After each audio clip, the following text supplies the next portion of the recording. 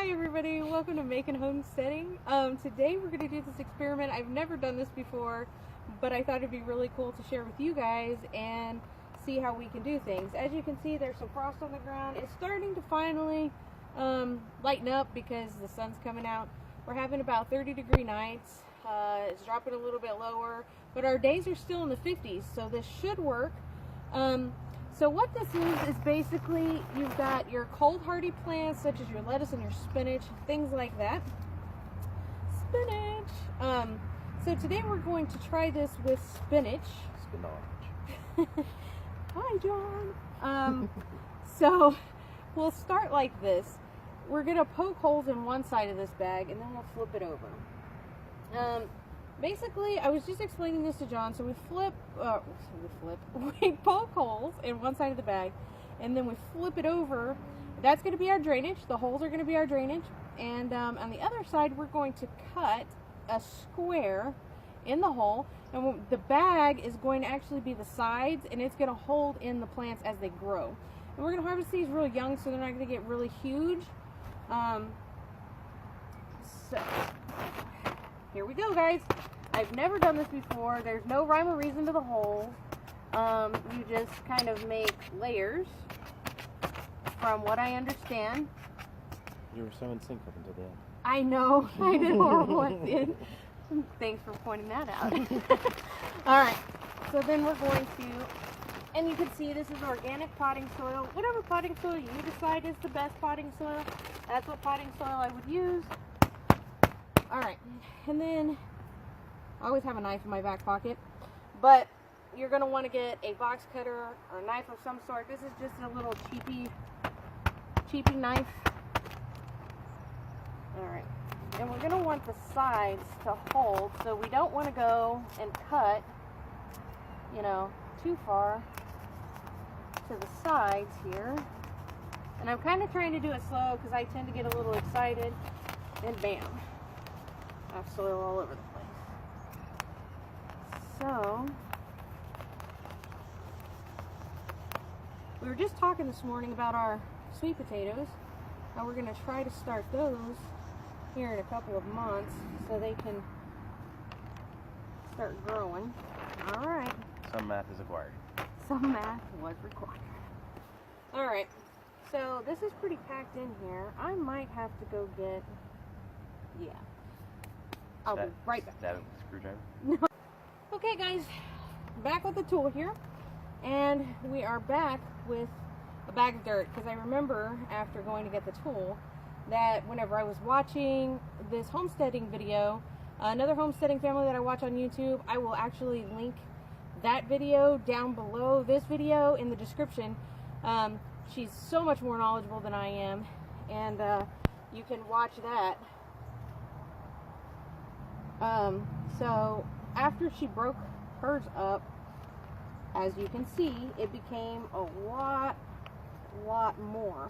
So she actually took some of this out and put it in a pot. But I have another bag of soil. We have several little projects going on here. So we will just chunk it. Ooh, cold. Nice. Get your hands in the dirt. Yeah, I love this part. And my husband's looking at me like I'm crazy. You say before you go, ooh, cold. I do, it's cold. That takes away from the authenticity.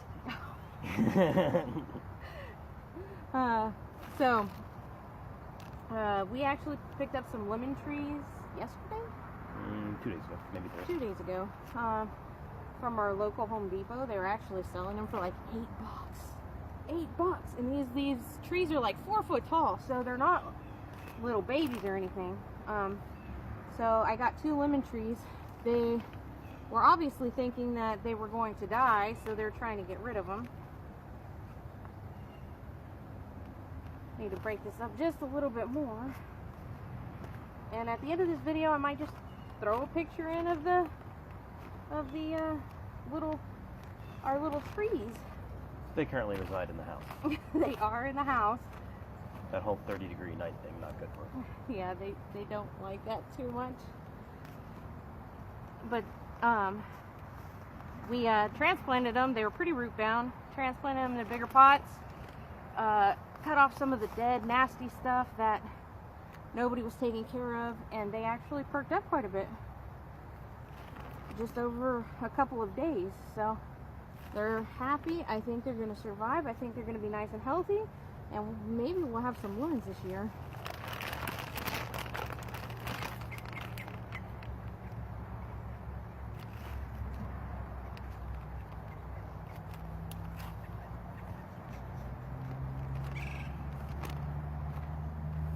Yeah, the soil is just packed in here, guys. Just massive.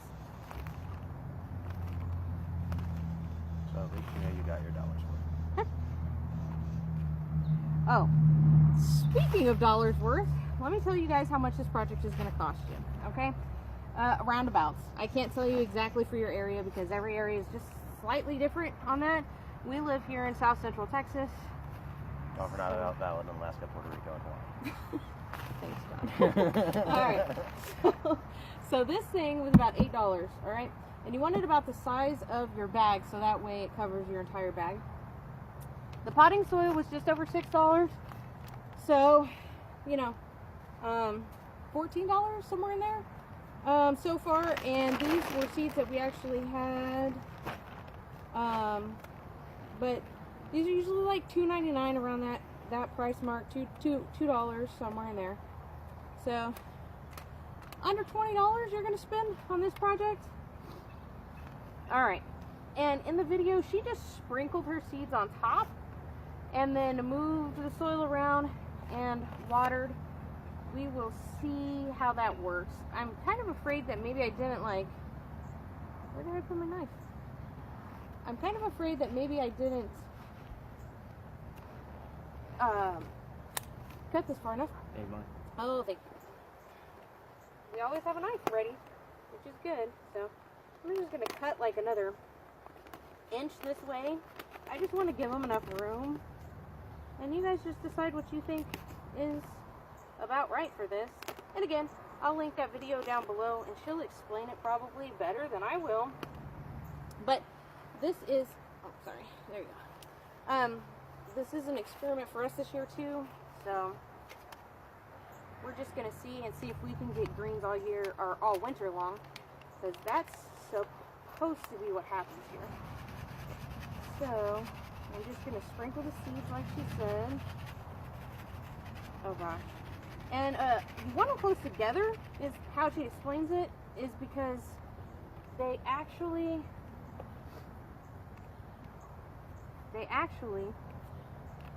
just come up, you know, and you don't want them to get too big because you don't have like a ton of room. You know, they can't go to the sky because you don't have a ton of room. All right, so they are covered, and now we probably need to go get the watering can. We'll be back again because obviously I don't set up very well. We'll go get the watering can. We'll do a light sprinkle, and we'll just trounce them down, and then we'll put the top on. We'll be right back. You don't want to,